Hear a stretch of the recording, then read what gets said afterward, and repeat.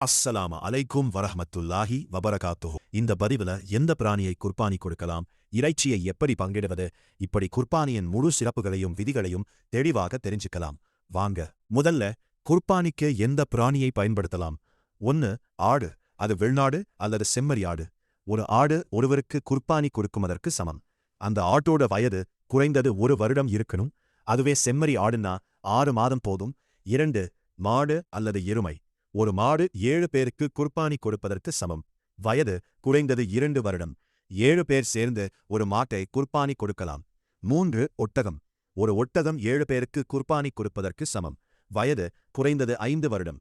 7 பேர் சேர்ந்து ஒரு ஒட்டகத்தை குர்பானி கொடுக்கலாம். இப்போ எந்தெந்த பிராணிகளை குர்பானி கொடுக்க கூடாதுன்னு பார்க்கலாம். 1. குருடான பிராணி. 2. ஒரு கண் பார்வையற்றது. 3. நொண்டியான பிராணி.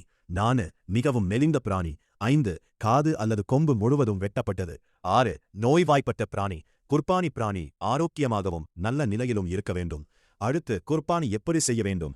குர்பானியின் விதிகள் என்னென்ன பார்க்கலாம். 1. நேரம் ஈத் தொழுகைக்கு பின்தான் குர்பானி கொடுக்க வேண்டும்.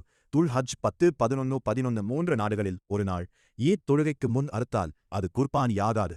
2. நீயத் நோக்கம். மனதில் நீயத் வைக்க வேண்டும். அல்லாவுக்காக குர்பானி கொடுக்கிறேன். பெயர் சொல்லலாம்.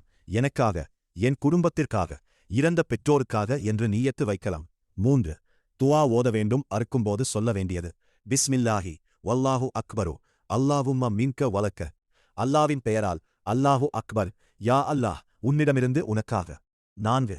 கத்தி கூர்மையாக இருக்க வேண்டும். நபி ஸல்லல்லாஹு அலைஹி வஸல்லம் அவர்கள் கூறினார்கள், கத்தியை கூராக்குங்கள், பிராணிக்கு கஷ்டம் கொடுக்காதீர்கள். 5. பிராணியை கிப்லா பக்கம் திரும்பி இருக்க வேண்டும். இடது பக்கமாக படுக்க வைக்க வேண்டும். கிப்லாவை நோக்கி வைக்க வேண்டும். 6. தானே அறுக்கும் முயற்சி செய்யுங்கள். நபி ஸல்லல்லாஹு அலைஹி வஸல்லம் அவர்கள் தானே குர்பானி அறுத்தார்கள். சக்தி இல்லாதவர் பார்த்து கொண்டே இருக்கலாம்.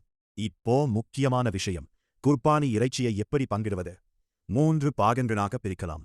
பாகம் 1 தனக்கும் குடும்பத்திற்கும் 3இல் 1 பங்கு. பாகம் 2 உறவினருக்கும் நண்பர்களுக்கும் 3இல் 1 பங்கு. பாகம் 3 ஏழைகளுக்கும் தேவையுள்ளவர்களுக்கும் 3இல் 1 பங்கு. முக்கிய விதிகள்: குர்பானி இறைச்சியை விற்கக்கூடாது. கசாப்புக்கு அறுப்பவருக்கு கூலியாக இறைச்சி கொடுக்கக்கூடாது. கசாப்புக்கு தனியாக பணம் கொடுக்கலாம். குர்பானி தோலை சாரிட்டி மதர்சாவிற்கு கொடுக்கலாம். குர்பானி கொடுக்க நினைப்பவர்கள் துல் ஹஜ் 1 தொடங்கி கவனிக்க வேண்டியது: முடி மற்றும் நகம் வெட்டக்கூடாது. இது ஹஜ்ஜு செய்பவர் இஹ்ராம் நிலையில் இருப்பது போல் ஒரு சிறப்பு நிலை. இறந்த பெற்றோருக்காக குர்பானி கொடுக்கலாமா? ஆம், கொடுக்கலாம். நபி ஸல்லல்லாஹு அலைஹி வஸல்லம் அவர்கள் தன் உம்மத்திற்காக குர்பானி கொடுத்தார்கள். இறந்தவர்களின் பெயரில் குர்பானி கொடுப்பது அவர்களுக்கு சவாப், அதாவது நன்மையை